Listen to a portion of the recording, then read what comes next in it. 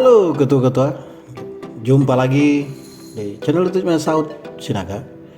Nah, pertandingan 16 besar Europa League sudah selesai. Nah, saat ini sudah ada 8 tim yang akan kembali mengarungi perjalanan di Europa League tahun 2022-2023. Nah, kita tahu bersama beberapa waktu yang lalu sudah selesai leg kedua babak 16 besar Europa League.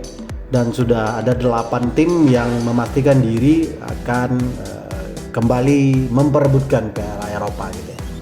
Dimulai dari pertandingan antara Union Saint Gilloise atau Union SG melawan Union Berlin.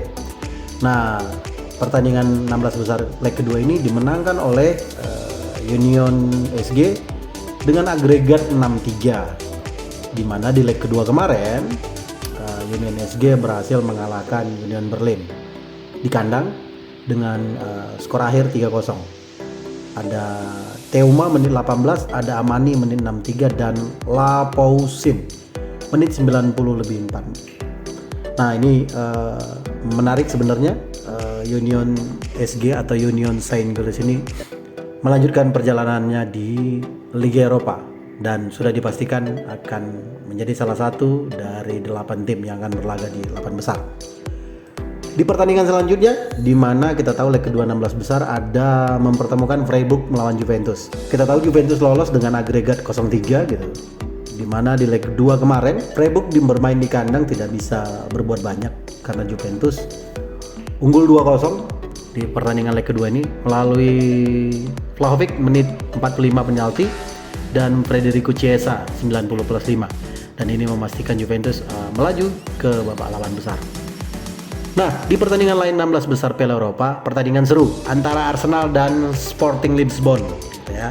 Pertandingan 16 besar leg kedua ini harus berakhir dengan agregat ya 3-3, dan kita tahu Sporting Lisbon lolos karena mengalahkan Arsenal dengan adu penalti 3-5. Di pertandingan leg kedua ini sebenarnya pertandingan berjalan imbang gitu dan banyak peluang, banyak jual beli serangan sebenarnya. Namun kita tahu pertandingan akhir leg kedua ini berakhir dengan 1-1 di mana Granit Xhaka membuka keunggulan di menit 19 dan kemudian dibalas oleh Pote di menit 62. Pertandingan lainnya 16 besar ada Real Sociedad menjamu AS Roma gitu ya. Nah, Real Sociedad ini harus berjuang tapi kemudian secara agregat Real Sociedad kalah sehingga AS Roma unggul agregat gitu ya 2-0. Karena di pertandingan terakhir leg kedua ini Real Sociedad dan Roma berbagi angka 0-0 di pertandingan leg kedua. Di pertandingan 16 besar lainnya ada Fenerbahce menjamu Sevilla dan Sevilla akhirnya lolos dengan agregat 1-2 gitu ya. Karena di pertandingan leg kedua ini Fenerbahce unggul 1-0 di mana gol Fenerbahce dicetak oleh Valencia menit 41 melalui titik putih. Di pertandingan selanjutnya ada Ferencvaros menjamu Leverkusen gitu ya.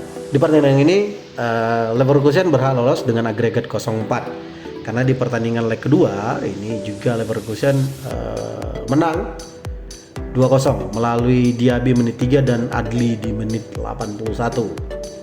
Di pertandingan berikutnya antara Real Betis menjamu Manchester United di 16 besar Europa League agregat 1-5 karena di pertandingan leg kedua 16 besar ini Real Betis harus mengakui keunggulan Manchester United melalui gol Marcus Rashford menit ke-55. Pertandingan menarik lainnya hadir di 16 besar juga antara Feyenoord bertemu dengan Shakhtar Donetsk.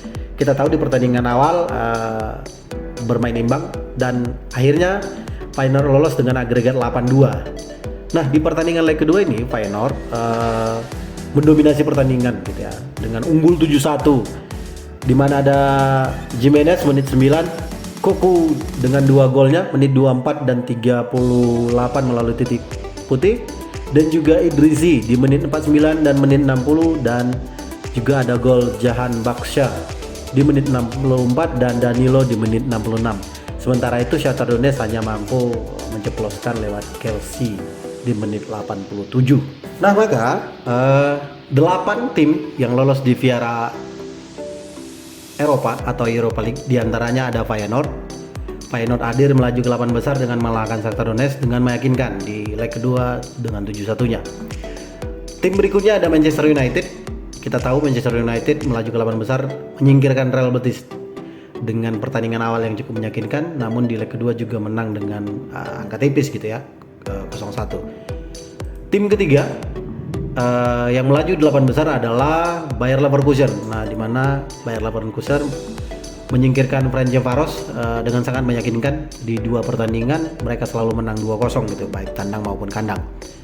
Selanjutnya ada tim Sevilla gitu ya, yang melaju ke babak 8 besar Europa League. Kita tahu di babak pertama Sevilla menang gitu ya, namun di babak kedua mereka kalah 1-0.